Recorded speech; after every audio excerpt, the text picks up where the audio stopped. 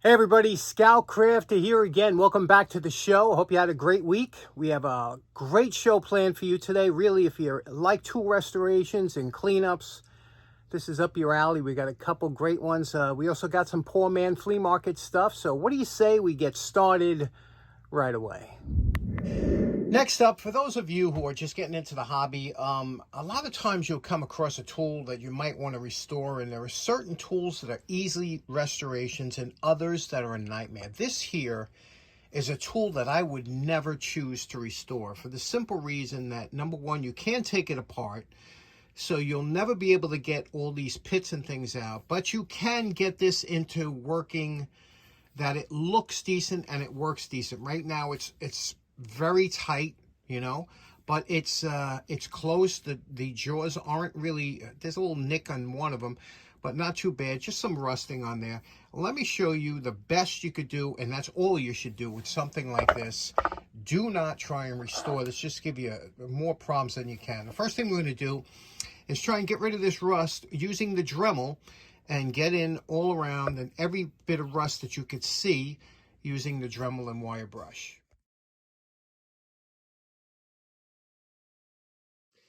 Okay, we only have about 5 minutes in here, but we got rid of all the rust you see, all that orange surface rust. Open the jaws, get in here, again with the Dremel, you can get all the way in here, get all that rust out. Now what we're gonna do is we're just gonna make this surface here, this top surface, nice. Get rid of the pits. Again, you can't touch this because that's on the jaws here, so you'll change the geometry. Just do the top here to give it a nice appearance.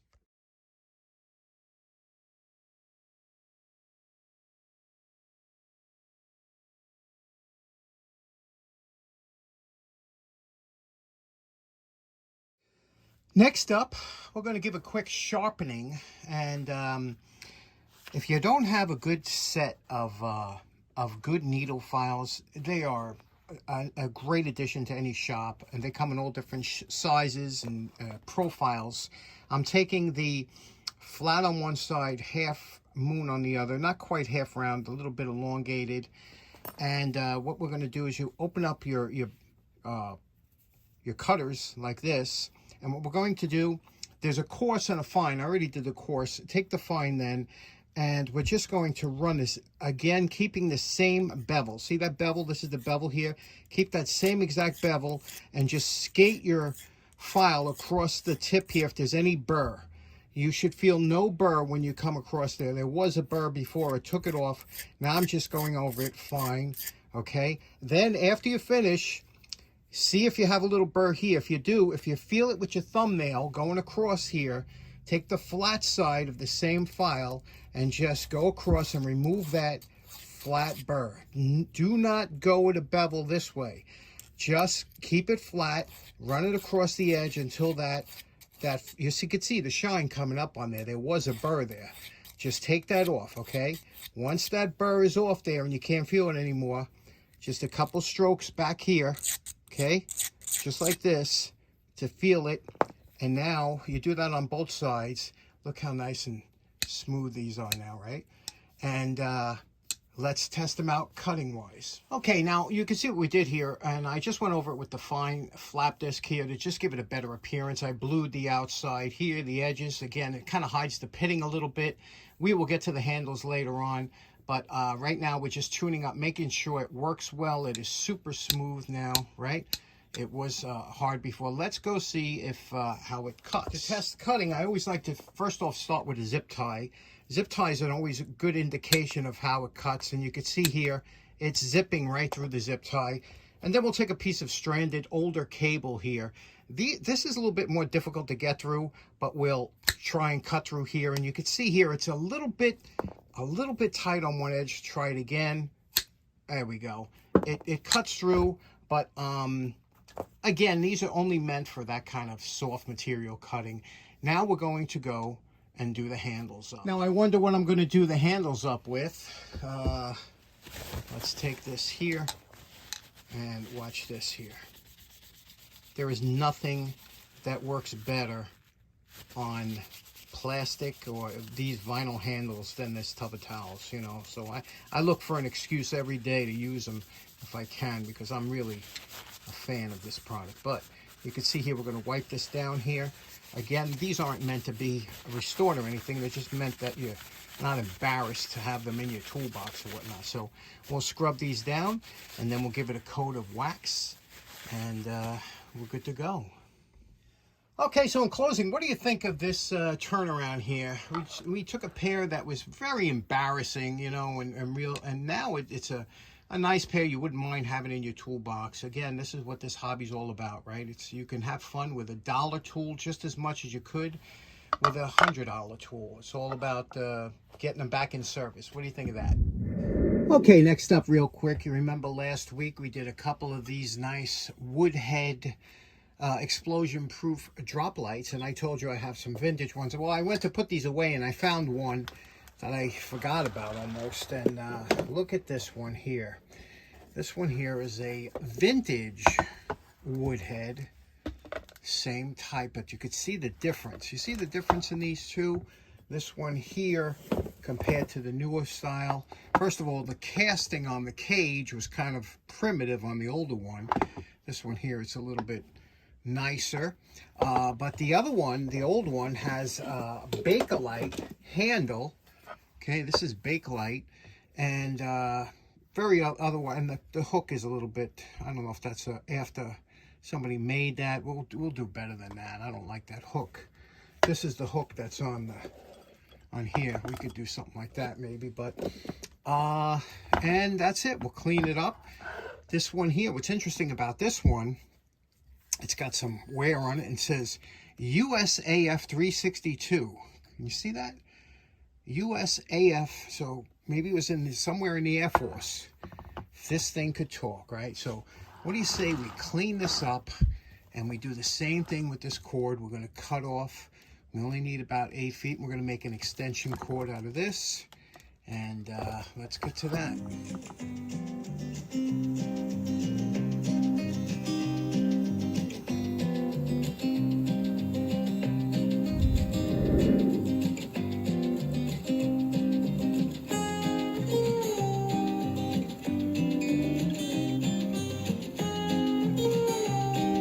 And we're calling this project done. Nice cleanup on this here. What do you think about the Bakelite, huh? Isn't that a nice handle? And you can see here the casting came out, the hook. We redid the hook on top. This is good to go. Put the new bulb in, the 1-watt bulb, and a plug-in on. So let's plug it in, see what it looks like. And there we go. Isn't that just lovely? Another one to the collection. I just love these things. Yep. In the can. Okay, next up, the other day I received a nice package from a good friend of the show by the name of Ted Hahn, and he's out of Washington, New Jersey. And Ted sent these over. He says he thought they were pretty unusual, and they are. And these are great projects. These are great weekend projects. It's always fun to get in the shop. And first of all, we got a couple of nice C-clamps here, and these are vintage ones. And you can see here, but what's interesting is they look identical, but they're actually two different sizes, you know. One is slightly, ever so slightly smaller, you could see it here, than the other one. And the other thing is this one only goes up to a ½ an inch shy of the closing, where this one goes all the way up to closing. But they are very interesting and very old, and I love the old thumb screw type. And it does have, these have a very smooth threading on here. A lot of times these we use for sewing, things like that, because again, there's no sharp edges on here. So that'll be a fun project to get these going. But first I wanted to tackle this. This here is an interesting wrench in more ways than one. First of all, the reason he sent it over is because he says, look, it's got both metric 14 and 16 and imperial 11/32 and 5/16. Also the angle of the wrench. Now if you notice, there's an angle to it, and I'll give you an example of a modern. There is a modern typical wrench that you might see. This is called a double open end, and it's usually has a 15-degree angle offset relative to the shaft. Okay, so it's 15 degrees that this has an angle. And the reason they do that is so that when you're turning this and you can get in, you could flip it around and it helps out, especially with our modern hex nut. So it's normally a 15. You can see here, this one here is quite a bit more the angle on here. That angle looks more like maybe a 25-degree angle, but it's an attractive wrench, very nice. Some open-end wrenches are, you know, plain, but this one is just a very nice one. Now you can see here from the finish here, it looks like maybe at one time this was you know, cleaned up on some kind, but I'm going to show you how you can make a wrench like this really pop in your toolbox. First of all, because here you see there's, you know, scratches down here, up and down, imperfections, this would be a good candidate for bluing. But when you're bluing here, you can also have this area up here polished, which is what they used to do years ago, and it looks really nice. So what do you say we do that? Take care of the edges here. You see the edges, they were, you know, touched over here, but I'm going to show you a better way to get around that, to make it look like this wrench came from the factory that way and looks really nice. So first thing we're going to do is take out the flap disc. I'm going to try and get rid of some of these deep gouges in here, you know, scratches, and the same with here with a fine flap disc. And also we'll go around the edge here, okay, around there to get that. And then we'll blue the handle and we'll polish the top. What do you say? Let's see what this one comes out like.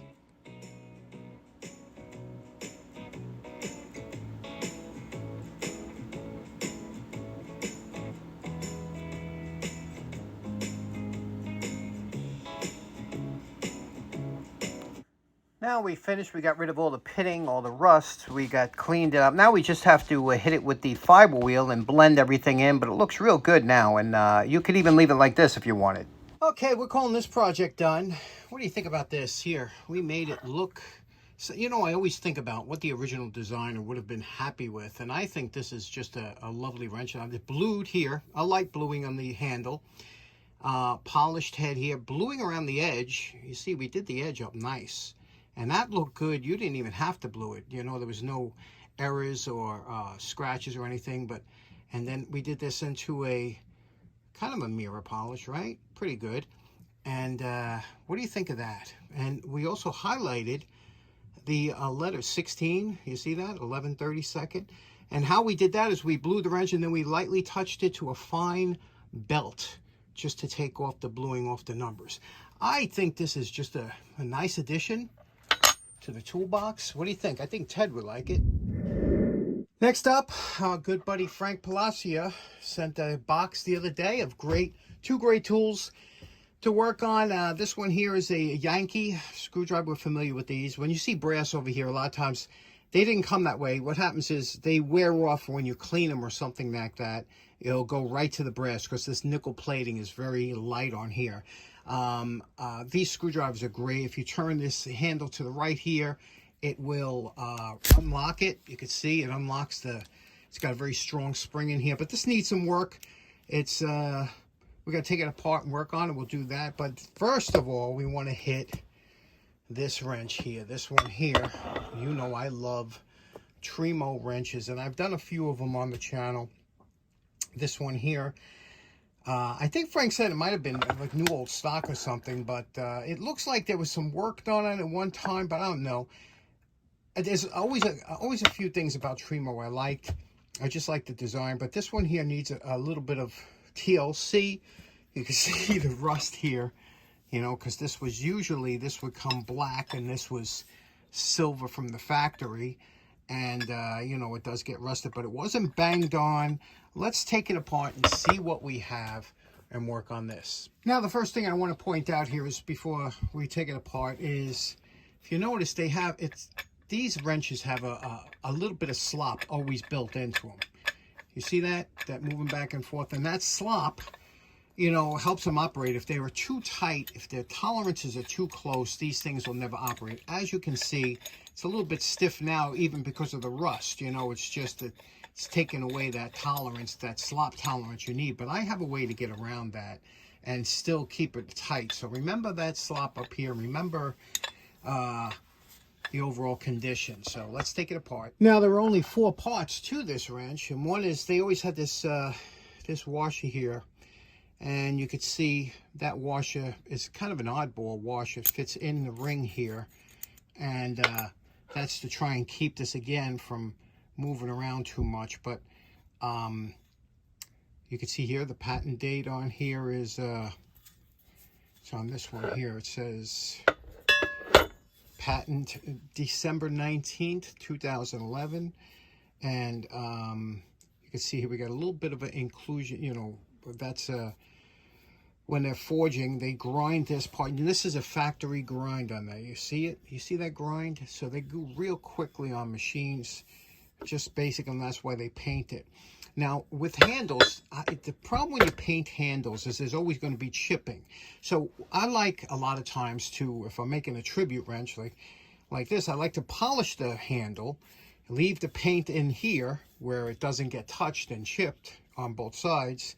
And also here's a nice place to put paint, you know, to highlight the name, and also in here. So the first thing we're going to do is we're going to wire brush everything and get rid of some of this rust. Okay, we're about a half hour in. We just used the wire brush. Never underestimate the fun you could have restoring tools with just a wire brush and an old electric motor. That's all you need to get started and to have a ton of fun. If you just want to take it to the next step, then you can, but that's all you need to do to get this wrench back in service. You can see we got rid of all the rust that was on. And it's important here when you're going to do, especially the knurled nut, you have to go, we both know you have to go both ways on here to get this really nice. And then the inside, you see how nice the inside looks? You have to do that with the Dremel and a small wire wheel, because that's what makes the difference when you spin this on, how nice it will work and how smooth. See that? With just a wire brush. That's the way it should, and without slop either. That's the way it should work. So now that we're here, now you have to decide what you want to do with your paint scheme. Now, like I said, I want to make this kind of a tribute wrench. You know, Frank also likes Trimo.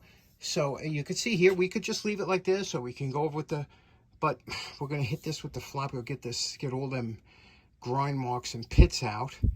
And I want to do here, I want to do the handle too. And then over here, I want to get the sides done and, you know, make this real nice, get rid of all the imperfections and everything. So it's coming real good. Let's get the next level.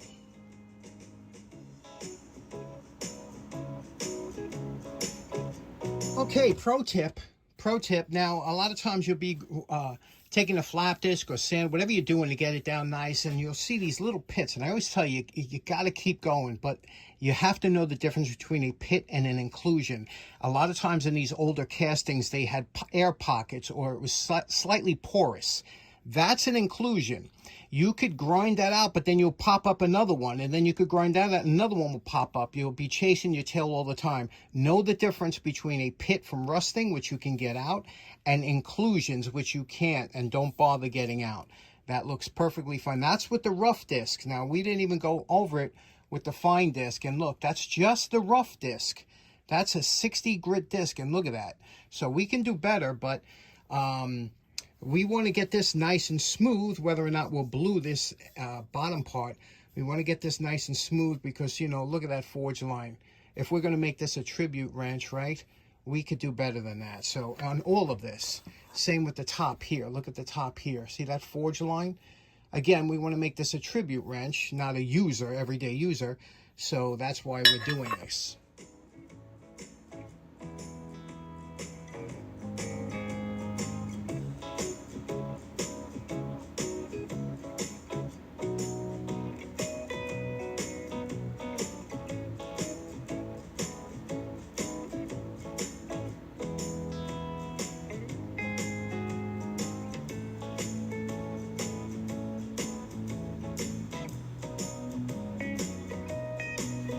Okay, we're very happy with the way everything's coming out here, and this is just a rough grind. We are going to go over everything with the fiber wheel. Next, I want to address the lettering inside the handle. Now, that can make or break a project. If you put paint on lettering and it's crooked or whatever, it looks amateur-like. So what I like to do, take a small piece of wood. This is an old wedge from when I was doing the sledgehammer.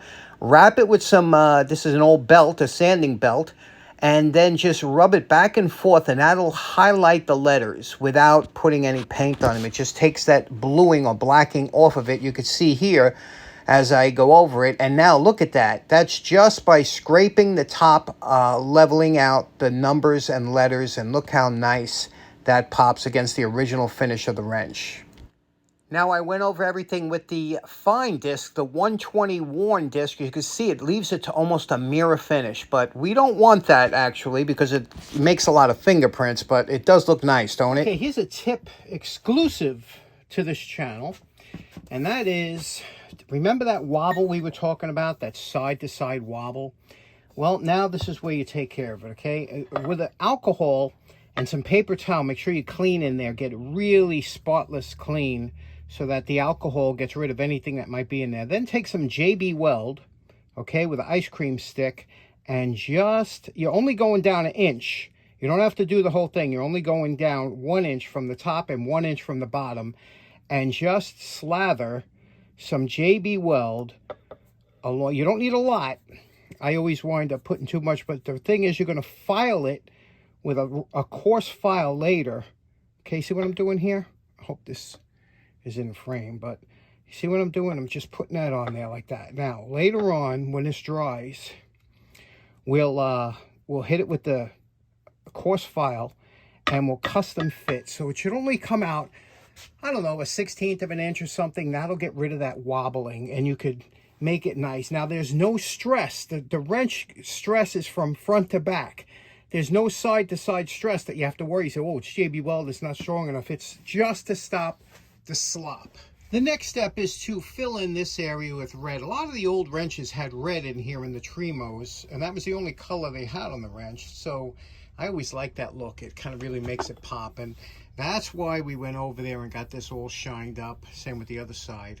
And now what we're going to do is we're going to clean that real good with alcohol or thinner, and then we're going to flood it with a little of my favorite Regal Red, which is Scoutcrafter Red. Then we'll put on the front. I have the oil burner that makes hot water. It's always warm over there. And I'll do one side, let it sit, cover it with aluminum foil, and that'll like bake in. And I'm putting it on pretty thick. Okay, it's been 24 hours. You can see the JB Weld is all set up and hard. And now you can see in here, that is rock hard. And again, we don't have a lot in there, but enough that this will not fit in there. You see? It will not fit in because of that. So now what we have to do is take a coarse file. I like to use this file here. A coarse square file. And we're going to file it down on each side and just fit it until this goes in without that slop, that excessive slop. You know, it's funny, I've done this a couple times, and every time I say, don't put too much JB Weld, I always put too much. And it files somewhat easy, but it takes a lot. I mean, JB Weld is strong stuff. So I'm filing this out, trying to fit it. And when you file JB Weld or any soft material like that, you're going to always clog up the file with the JB Weld. So have a good stiff nylon brush. And every once in a while, you just got to clean out the teeth so that it cuts easier. Because you see that? Just a nylon brush, and then go back to filing this and get all that out of there until it'll fit. Okay, there we are. We finished. Can you see there's only a small amount of JB Weld in there, just enough to stop the slop. Another thing, if you want your wrenches to be really smooth, you got to polish the threads of your nut. Okay, and the reason you do that is because that's all polished in there, and you have to go over this and wax and polish here and make sure there's no sharp edges on the turn here, because this is a flat going into a thread. So I take the belt sander on a very fine belt, and this is super smooth, buttery smooth. Then I polish and wax it, and watch how smooth this will work. Okay, that took about 20 minutes, but you can see here now we don't have the same slop as we did last time. You always have to have a little bit, but you see it's very tight now, and we don't even have the nut on here yet.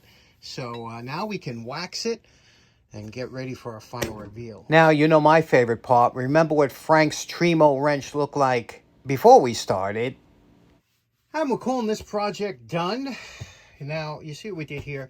Even though we had this to a mirror finish before, we doled it out with the fiber wheel, because a mirror finish on a tool is just, it shows every fingerprint and everything. So I prefer a satin finish. It just looks classier. I used to do it early on. I used to do mirror finish. Every time you touch the tool, there'd be fingerprints. Here, you could touch, you could do whatever you have to. You don't have to worry. Let's take a look at what we did. Look at the handle now. Look at that. That is just so smooth, polished, waxed. I mean, this is just so beautiful, the handle. Take a look here, okay? Again, that satin finish, right? The Trimo with the red background. The jaws, the top. Remember the top had that forge line. We took out that. We re-blued all the black so that it stands out. It really does. The numbers pop. The letters pop because we sand them. Even on the top here, we re-blued all this on the background. And I love Trimo. This is called, Trimo used to market this as their monkey wrench. And look at this now. Look how smooth that is. You know, again, all polished threads. Look at the back here. Remember that was banged up. Just look at the head. Isn't that just I love these things. Well, I did a video 5 years ago on a 8-inch Trimo, same monkey wrench, and I did it in the same style, you know, with the red here and the black, and you know, that's enjoyed making this. So this is just a great addition. What do you think of this? I'm sure Frank is tickled to death because he's a tool guy, and this is a real tribute wrench. This is something you can hang on the wall and just appreciate it. Okay, next up, it was a pretty good week for the poor man's flea market. Found a couple things. Let's take a look at some of the things, the unusual things that people throw out in my neighborhood. You know, when I saw this little Batmobile pedal car, I said, wow, look at this. It's in good shape. It's got a handbrake. It's got nice tires on it. Too bad it's kind of... First person I thought of, believe it or not, was my buddy Big Vic. You know, Big Vic, we all know Big Vic. And Big Vic just sent me a beautiful postcard from Alabama, vintage postcard. Check this out. He sent it. Isn't that nice?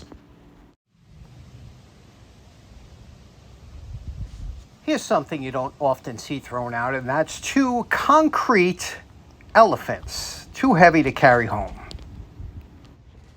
Many times when people are changing over to central air conditioning, they throw out all their old window units. What do you think the chances that these work? Now, as you can see, that's my house, and right next to where Octavia used to live, look at this. They're throwing out Octavia's that old ladder. I have one in my garage. But look at this TV. That was Octavia's TV, probably her first one. I guarantee this thing still works because people back then didn't throw away things that still worked. Isn't that something? An old TV, probably from the 60s. All my fellow woodworkers out there know that this is a pile of gold. Look at this. Beautiful planks, probably 3/4 by 5-inch wide, and nice and clear. Not many knots at all.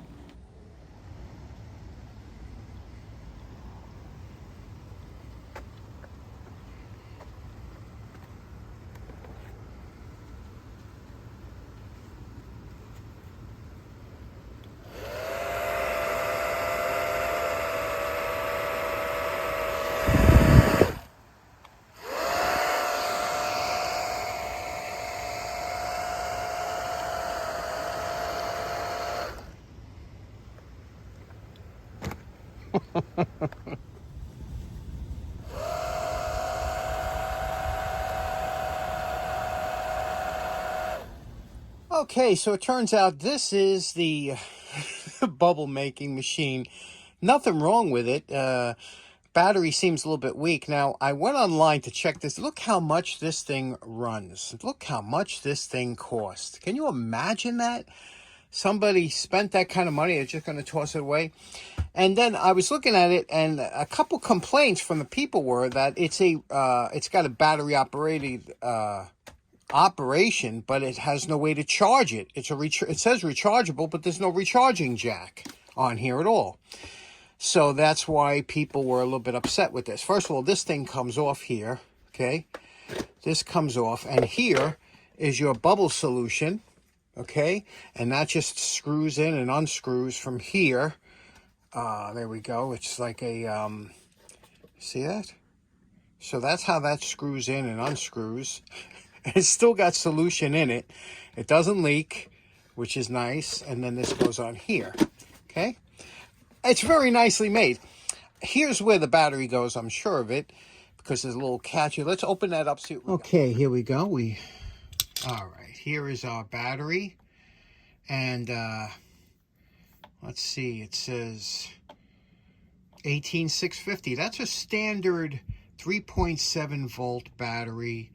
And I guess to charge it, you would have to take that out and then, again, find yourself some way to charge it. Here, you could see. You could easily charge it with a couple alligator clips. Now, I was trying to figure out why somebody would throw out a $50 bubble making machine, and it made me think about the early days of blowing bubbles. We've all experienced that joy as a child of blowing bubbles on a summer afternoon and watching the bubbles float off with the breeze. And now, years ago, before my time, bubble apparatus used to be pipes. You know, they were a pipe-shaped plastic, usually, or wood, really early ones. But when I was growing up, they usually came in these kind of jars, and they were plastic jars, and they had the familiar colored soap water, or also the wand that you would get in it and digging it out. Remember, your fingers would get soapy digging it out of there. But I remember the fun of it was trying to get the biggest bubble you could and flowing, you know, letting it go. Sometimes the dogs would bite at it, but a couple tastes of a bubble would stop that. But that's why bubble making machines will never last, because they just don't give you the thrill. Now, this is actually around the corner from my house, so I'm very close to home. And look at this. You know me, I can't avoid... When I find a painting, if it's not torn up or broken, look at this. Isn't that something? And can you hear that? Listen.